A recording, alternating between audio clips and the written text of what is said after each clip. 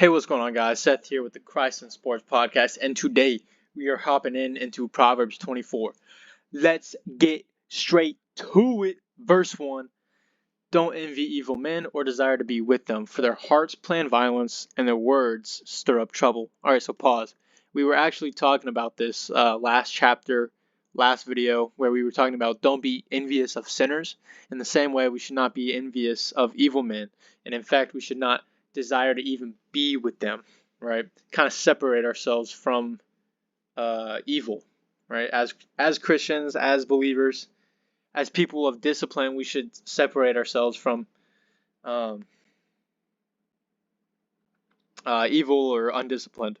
So, obviously, in my relationship with Christ, I should separate myself from non-believers because, we don't share the same values. But in the athletic world,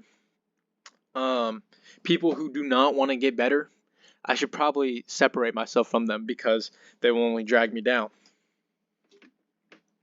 Same way, academics. Same way. Verse 3.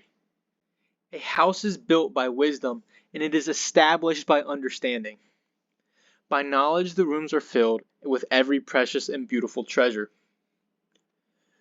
A wise warrior is better than a strong one, and a man of knowledge than one of strength. For you should wage war with sound guidance. Victory comes with many counselors. Wisdom is inaccessible to a fool. He does not open his mouth at the gate. The one who plots evil will be called a schemer. A foolish scheme is sin, and a mocker is detestable to people. Alright, so plotting evil is sin. Being a schemer is a sin, or a foolish schemer. Verse 10. If you do nothing in a difficult time, your strength is limited. Rescue those being taken off to death, and save those stumbling towards slaughter. If you say, but we didn't know about this, won't he who weighs hearts consider it? Won't he who protects your life know? Won't he repay a person according to his work? So, pause here on verse 12. This is kind of like an argument against, man, what does God do with people who didn't have the chance to learn about him? Will they go to heaven or hell? Well, one, I can't see. I'm really showing how much I know because I never really remember where in the Bible it says this. I know it's in the New Testament, but it says that creation, you can see God in creation because a design needs a designer. A creation needs a creator. So therefore, you can see God in creation.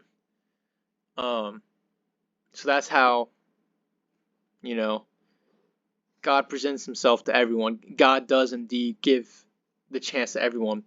But then again, we're made in God's image. So we have his morality, his character in us. And so when we make decisions, so say I was born with the natural idea that lying is wrong. Well, Seth, have you ever told a lie? Of course I have. So therefore, I say it's wrong and I've done it. Therefore, I've condemned myself. So that's what this is saying. Won't he who weigh his hearts consider it? And God will repay a person according to his work. That's what that kind of makes me think of, is the you judge yourself kind of thing. But of course, God will repay us according to our works as well. 13. Eat honey, my son, for it is good, and the honeycomb is sweet to your palate. Realize that wisdom is the same for you. If you find it, you will have a future, and your hope will never fade. Exactly. Wisdom is sweet. Wisdom provides a future because wisdom is God. God is wisdom. And so God will provide a future and a hope that will never fade. Wicked man, don't set an ambush at the camp of the righteous man. Don't destroy his dwelling. Though a righteous man falls 7 times, he will get up, but the wicked man will stumble into ruin. Woo! Pause there at verse 16 is what I just read. This is honestly the verse that pushes me, because I play a sport where you fail way more than you succeed. It's called baseball. You're considered one of the greatest baseball players of all time if you can have a 300 batting average, meaning out of 1,000 at bats, you succeed 300 times, 33%. If you succeed 30% of the time, you are great. And so, it's this verse 16, where it allows it's like saying, so replace righteous with great and wicked with bad. So though a great man will fail 7 times, he'll still continue.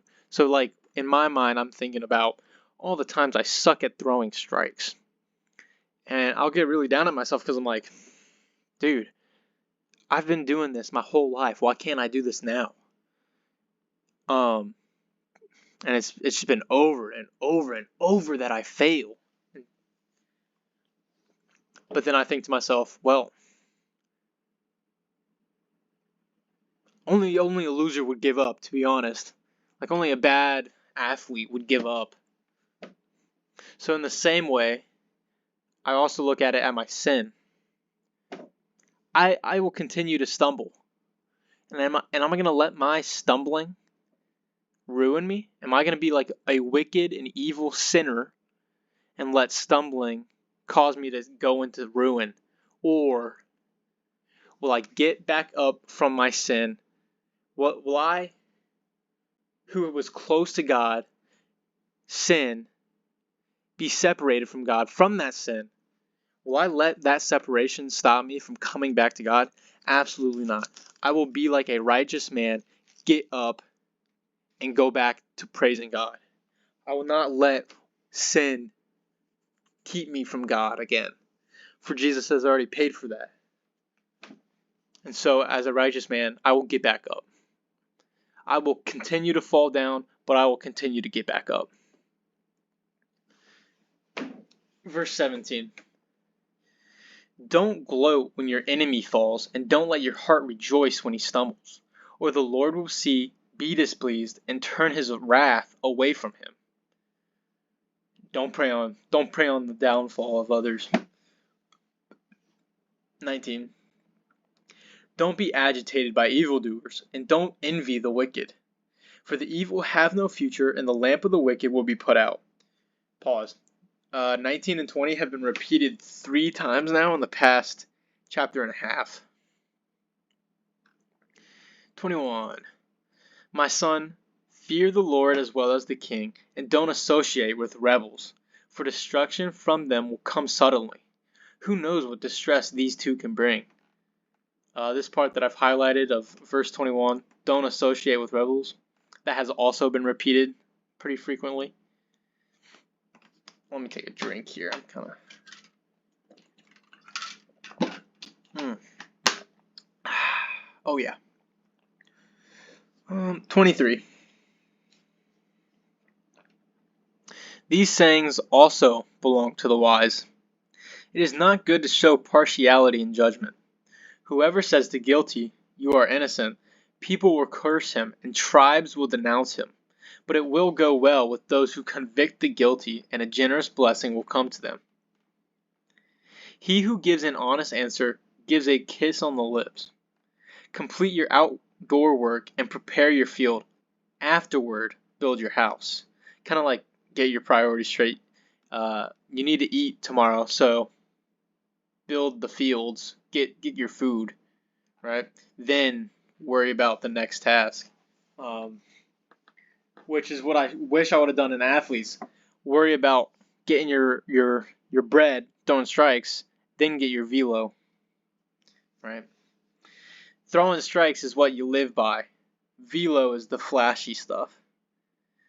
Nah, I wanted to be flashy. I didn't care about living. 28. Don't testify against your neighbor without cause. Don't deceive with your lips. Don't say, I'll do to him what he did to me. I'll repay the man for what he has done. Don't do that because vengeance is mine, says the Lord. Don't take revenge. That's what God does. That's God's duty. Wrapping up here, verse 30. I went by the field of a slacker, and by the vineyard of a man lacking sense. Thistles had come up everywhere, weeds covered the ground, and the stone wall was ruined. I saw and took it to heart. I looked and received instruction. A little sleep and a little slumber, a little folding of the arms to rest, and your poverty will come like a robber, your need like a bandit. So what this is really talking about is a slacker and a man lacking sense, one day just became really lazy. And so this is the kind of the parable behind it, or not parable, but the thing to take away from it.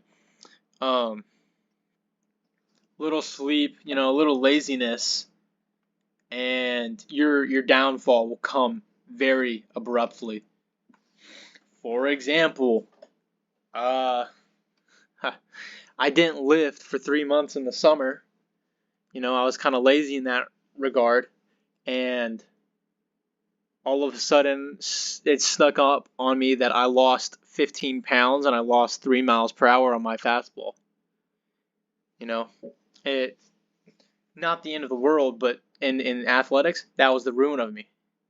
And it came abruptly because I was a little lazy.